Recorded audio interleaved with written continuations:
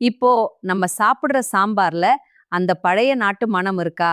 பாட்டி கையில வந்த சாம்பார் தான் ரீல் டேஸ்ட். நான் வீட்ல சாம்பார் பொடி எப்படி பண்றதுன்னு சொல்லி கொடுத்தே இல்ல. அந்த சேம் பொடியை வைத்து இன்றைக்கு நம்ம வில்லேஜ் ஸ்டைல் சாம்பார் செய்ய போறோம். இந்த சாம்பார் செய்ய வேற எதுவும் வேண்டாம். துவரம்பருப்பு, சின்ன வெங்காயம், தக்காளி. இதுல முக்கியமா நம்ம வீட்ல அரைச்ச சாம்பார் பொடி.